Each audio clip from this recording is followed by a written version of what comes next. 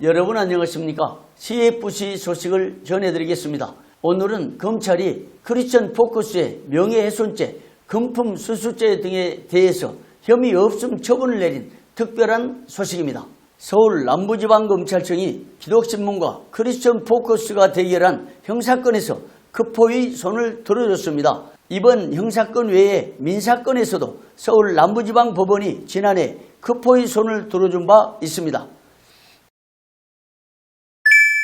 이번 사건은 기독신문이 2019년 11월 29일부터 2020년 6월 29일까지 예장합동 서울 동로에 소속 산위회교회 관련 기사에서 교단 내 신종 이단 충격, 서울 동로의 산위회교회 이단 사이비 세력 전원 출교 등의 주제로 19번이나 보도한 사건에서 불거졌습니다. 급포는 당시 기독신문이 40여 명 정도 해집하는 소형 교회에 신종 2단이 출연했다고 특정하면서 집요하게 19차례나 보도한 것은 첫째, 총회 2단 규정 지침 위반, 둘째, 언론중재위원회 시정공고 심의기준 제4조 위반, 셋째, 성폭력 보도수첩 규정 위반 등의 절차적인 문제점을 지적했고, 넷째, 서울 동로에 역시 동교회 교인들 10여 명을 출교시키는 과정에서 불법 재판으로 밀어붙인 위법성 등을 2020년 5월 26일자 지면신문을 통해서 2차례 보도한 바 있습니다. 그러자 기독신문 측에서는 강아무개 기자, 송아무개 기자, 그리고 기독신문과 관계없는 김모, 최모 씨 등 7인을 채권자로 하여 급포 대표 송삼용을 상대로 기사 삭제 및 보도 금지 등 가처분 2020 차합 20331을 신청하여 법정 다툼이 시작되었습니다. 동가처분 사건에서 재판부는 채권자들의 신청을 모두 기각하여 급포의 손을 들어주었습니다. 기각 이유에 대해 재판부는 첫째, 채권자 강아무개, 송아무개는 기독신문 기자로서 자신들이 내보낸 기사에 대한 비평 역시 감수하여야 하고, 둘째, 필요할 경우 채무자가 낸 기사에 대하여 반박 기사도 낼 수 있는 위치에 있는 점 등을 적시했습니다. 또한 셋째, 언론중재 및 피해 구제 등에 관한 법률이 언론기관의 보도로 피해를 입은 개인의 인격권과 언론기관의 언론의 자유라는 서로 상충하는 이익을 모두 최대한으로 그 기능과 효력을 나타낼 수 있도록 하는 조화로운 방법으로서 정정보도 청구권, 반론보도 청구권 및 추후보도 청구권을 마련해두고 있는 것도 고려했습니다. 이어 넷째, 특별히 급박한 사정이 없는 한 이와 같은 정정보도 청구권, 반론보도 청구권 및 추후보도 청구권을 행사하지 않는 상태에서 기사의 완전한 삭제를 요구하는 가처분에 대해서는 보존의 필요성을 쉽사리 인정하기 어려운 점 등을 이유로 들면서, 다섯째, 이 사건 기자의 삭제를 명할 정도의 피보존 권리와 보존의 필요성이 소명되었다고 보기에 부족하고, 여섯째, 달리 이를 인정할 만한 소명 자료를 찾을 수 없다고 적시함으로써 채권자 기독신문 측의 신청을 모두 기각했습니다. 이처럼 민사에서 기각 처분을 당하자 기독신문 측은 2020년 8월 10일자로 기독신문 강아무개, 송아무개, 서울 동로에 김아무개, 최아무개 등은 급포의 기사로 인하여 자신들의 명예가 훼손됐다면서 급포 대표 송삼용을 상대로 출판물에 의한 명예훼손죄로 고소했습니다.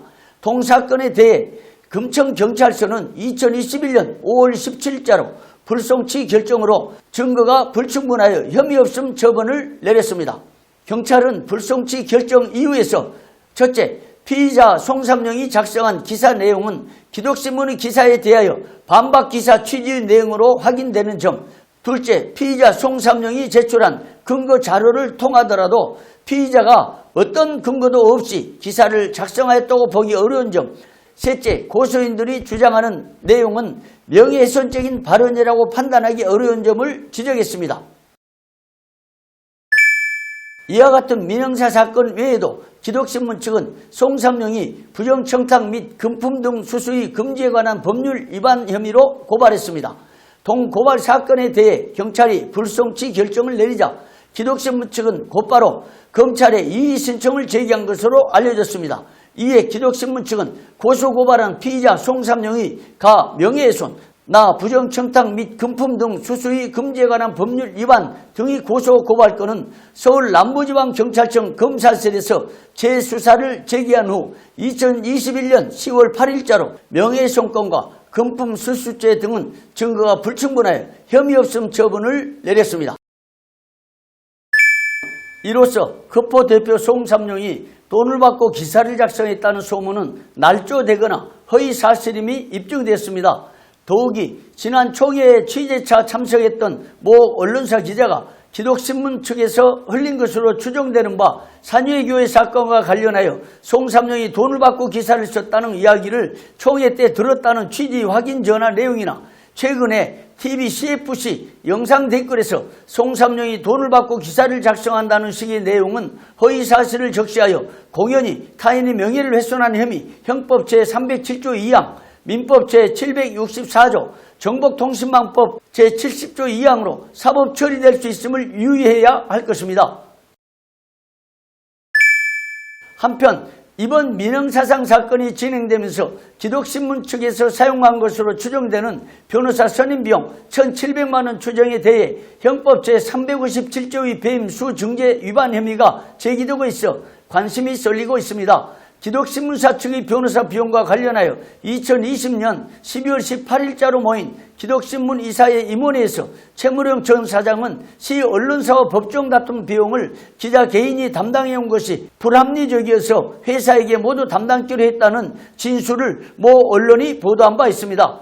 전 최 사장의 진술처럼 이번 민사소송에서 첫째, 기독신문 이사의 결의 없이 임의로, 둘째, 기자 2명과 셋째, 기독신문과 관계없는 채권자 5인이 넷째, 기독신문사 공금으로 소송비 1,700만 원을 사용했다면 소송에 가담한 7인은 회사 돈으로 개인 소송비를 유용한 혐의에 대해서 형법 제357조의 배임 수증제에 해당될 수 있다는 지적들이 나오고 있습니다.